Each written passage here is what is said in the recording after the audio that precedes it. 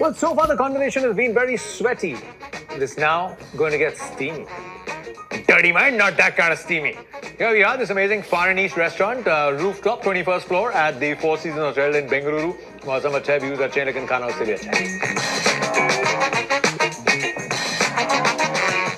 Should I tell you the menu or you know it very well? I know it now. I'm hungry, bro. I was waiting for you to finish intro so I could just like...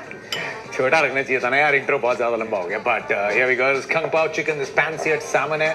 यहाँ पे एक vegetarian sushi है, एक non-veg sushi है.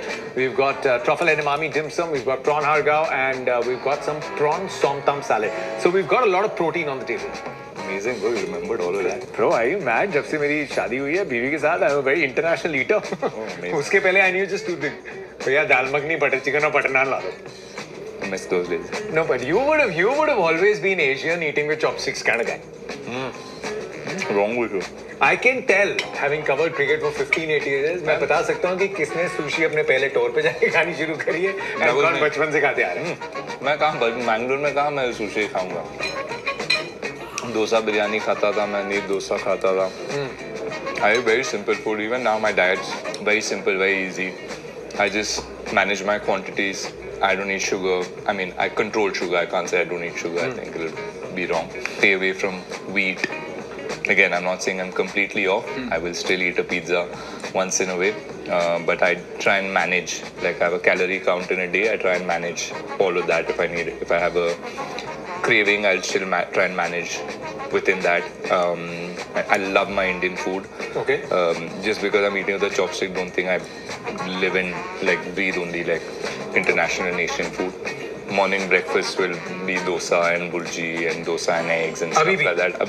If I'm at home in India, dosa अगर मिल रहा है तो I'm eating dosa 6 days a week with my eggs, some sort of egg preparation, egg dosa होगा या plain dosa with a burji, something like that. An afternoon meal wherever I am in the world is Indian. I have to eat wherever Indian, you are. wherever I am. Yeah, so I'm always eating Indian food for lunch. But then what kind? And again, sorry. In the morning you said आपने डोसा खा लिया, साथ में egg burji खा ली, so you've counted कितने है, कितना protein, कितना क्या है? Yeah. So breakfast is roughly how many calories, how much protein? I don't know exact numbers, but but ballpark. I eat 4 eggs. 4 eggs तो fix है. 24 grams roughly. तो उसमें whatever preparation I feel like on the day, from Benedict to from omelette to Spanish omelette to scrambled eggs to burji to कुछ भी हो सकता है, anything, whatever I feel like. And for carbs I eat dosa if I'm in India. If I'm abroad, sometimes I eat like gluten-free toast if I'm hungry. I have a protein like mix in the morning with some berries and banana and some of that, nuts, some fats and fruit and protein. I have that, so that's my breakfast. Simple. So you said lunch is Indian wherever you are. Yeah. And what is it usually? मतलब simple dal, sabzi, roti. Again, are you again counting your calories and everything? Yeah. I'm counting my portions. Like I'll eat 150 grams of carbs, which is rice, on a non-training day and a non-match day. On a match day and training day, I'll eat 200. And that stays the same for dinner as well. And then I eat 200 to 250 grams of protein. My preferred protein, I love seafood. Okay. And sometimes I eat mutton and lamb as well. No chicken, no other meat. These are the only two meats I eat. 250 grams of that and another 150 or 200 grams of veggies like stirred or in any way. If I'm eating Indian, it might be like a beans ka poriyal ho gaya, beetroot poriyal or some sabzi in some sort of form. So all sabzis are covered. I don't have any restriction with what I can eat and what I can't eat. I try and avoid aloo as sometimes. So dinner is the same thing, but in a more lighter, more continental sort of cuisine. Yeah. Anna manifested this, huh? Yeah. He always says he manifested a cricketer in his family. He always wanted a cricketer in his family, and it came through a son-in-law. So he's over the moon. He's the happiest person right now. He's himself a fitness freak, isn't he? I don't think many people his age look as young and as fit as him. Did you guys talk a lot of fitness? It must help, no? Yeah. I mean, it's just inspirational when you have someone like that just at home and you get to see the things that he does. He's so disciplined with everything that he does. His morning routine is fixed no matter what time he comes back home from a shoot. Even if he has a late night shoot and comes back home by 1 in the night, he will still be up at 5:30 or 6, do like 20 minutes of yoga, meditation, and then he'll go to the gym. Before everyone wakes up, he's finished all of that because right now it's like 7 onwards is when his granddaughter wakes up, 7 to 9. So he's like, he wants to finish his gym and yoga before 7. So no matter what time he comes, he will do that and then play with the baby. Or before Ivara, we would wake up around that 7:30, 8 a.m. So he'd spend time with us, have breakfast with us, and then he'll go finish work and come back whatever time. If he's not done his gym in the morning, he'll come back. Before he comes up home, he will get down from the car, go straight to the gym, finish a session, and then come up. He always says, if I come up, then I see you guys. I can't go down because I want to spend time with the family. So food, he's also a huge foodie. He loves sugar. Like if you give him a box of sweets, laddu, peda, kuch bhi rakh do, like he will eat the whole thing. But he knows that's his weakness, so he'll probably give up something else that whole day so that he can. Yeah. So managing quantities I've learned from him, seeing him. That is. Yeah. KL, with your permission, I just wanted to ask some questions that usually hum pooch nahi paate. This is just exploring a side of athletes which is usually spent away from cameras, or some of these questions feel a bit like a taboo to ask a lot of the times. So if you're okay to talk about this, thankfully the world is getting to a point where more and more people are open about mental health. You've taken a break from cricket, citing mental health as a reason. Has cricket ever made you cry? Have you ever felt just broken or tired or? Many times, bro. Yeah. And let me tell you, for people watching, it's not that players don't want to open up. We just don't want to say it. We just don't say it openly in front of the camera. But within the dressing room, there's always chats about, I'm not feeling right, mentally I'm very disturbed. There's certain things that are happening outside of cricket, or there's something happening within cricket that's affecting us. So we as bros within the group are always trying to like help each other out in whatever little like information or however like much we can do, whatever little we can do for the person, we're always trying to do that. Yeah, and for me, I think the last year and a half has been quite good, but before that was a storm that for the first time in my life I felt like I couldn't handle and I couldn't manage. Till then I was like, I felt like I was strong enough, and I thought too highly of myself. I said no matter what life throws at me or whatever, media and cricket and whatever it throws at me, I'll find a way to counter it, and I don't need to look outside for help. But yeah, since when that injury happened to my quadricep, just before that there was a lot of like criticism I was getting.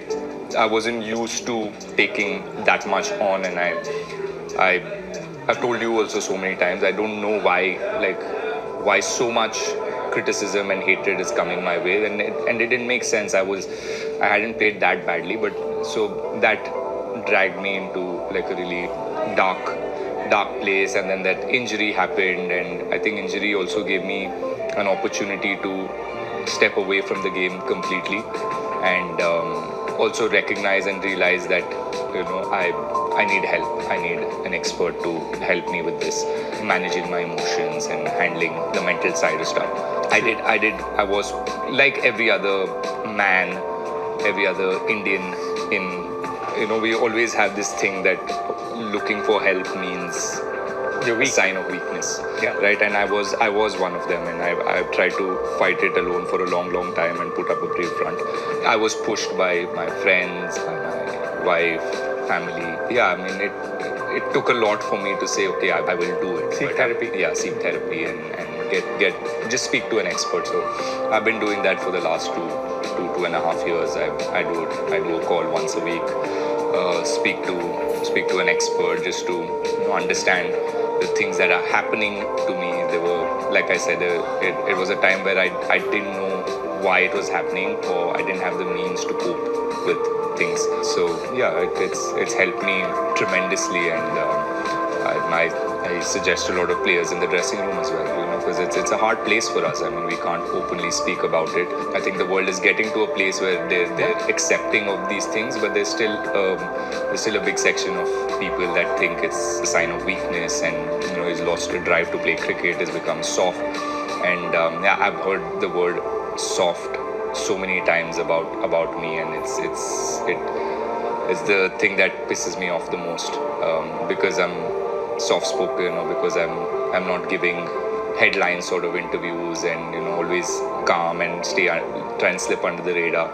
They always think I'm soft and I'm not up for a fight. So these were issues that I was dealing with, and I would act out because I didn't have means to cope with it. So then I had to lean towards someone who could help me, and it's helped me tremendously. Thanks for opening up. And since you have, let me just say it, because there will be a lot of men watching this. Yeah. I have for the last year and a half been actively taking therapy. You don't need to have catastrophic कि मेरी जिंदगी में बहुत कुछ हो गया for it.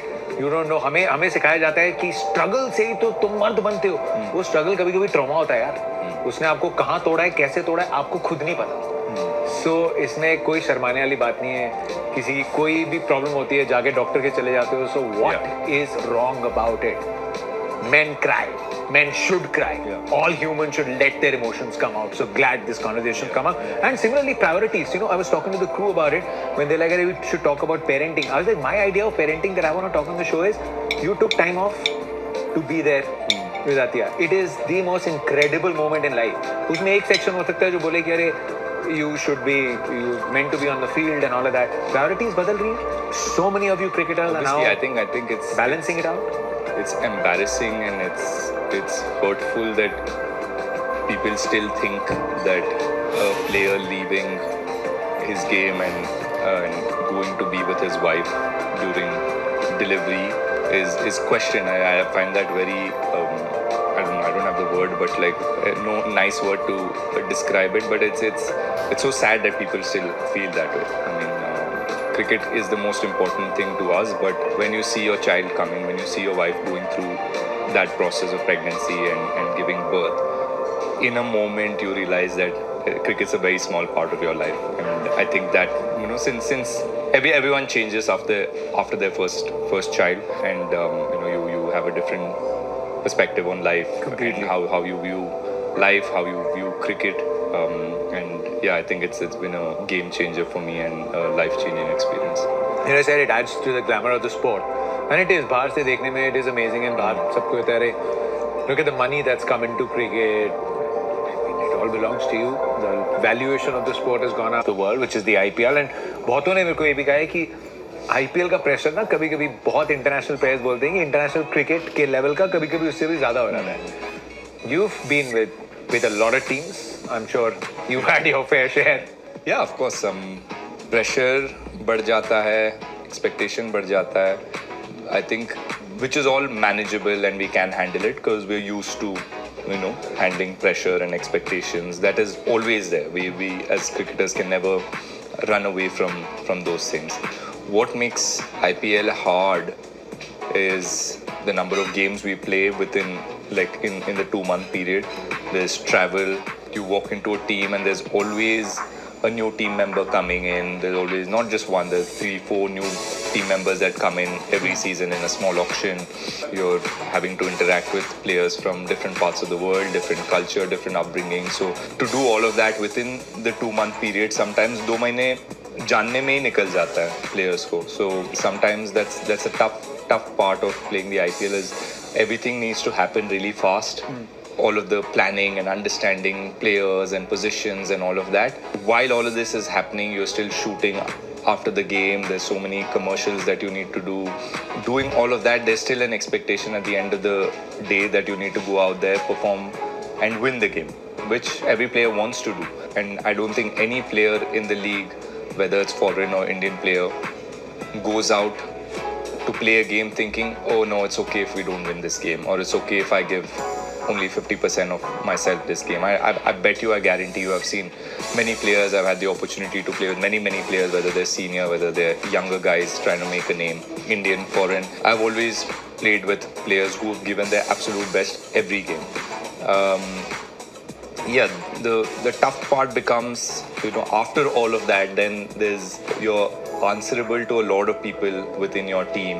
What I found hard as a captain in the IPL was the number of meetings that you needed to do, number of reviews that you needed to do, number of things that you needed to explain at the ownership level. All of that is really like energy draining. You do all of that. So I realized at the end of IPL, I'm more mentally and physically drained than playing 10 months of international cricket. Because there's so many things. I'm just coaches, captain. You're just constantly being asked a lot of questions. So after a point, feels like you're being questioned as to why did you make this change? Why did Jatin play in the 11? Why is that the opposition got 200 and we couldn't even get 120? Why are their bowlers getting more spin? I mean, these are questions that we never get asked through the year, right? Because the coaches who are there know what's going on. You're only answerable to the coach and the selectors who all played cricket and understand that the nuances of cricket and sport. No matter what you do and how many boxes you tick, there's nothing in sport that guarantees victory. So that's the hard part to explain to people who come from a non-sporting background. Okay, but we are now almost at the end. I hope sugar-free dessert has been ordered. If not, KL Rahul, do you set goals or targets? Kuch hai drive ka, or now you're at a stage where you take one series at a time, one tournament at a time? If not, I mean, if there is a goal, something that keeps that drive going? I've always. What's the next one? I've never. Every time I've tried to set goals, I've not done well. So that's a pattern that's been very obvious in my career. So I try consciously not to set targets for myself. I try and control what I can control. That is training hard, working hard on my game. Like I said, I practice. I realized I need to practice for longer hours because my focus levels were dropping. From the show is, there is no one size fit all. It is probably not even about big sacrifices karne padte hain. You could find moderation. You could find your own way to be the best athletic version of yourself. And with that, we say goodbye. क्योंकि dessert खाते हुए हम visuals दिखाना नहीं चाहते. Thank you.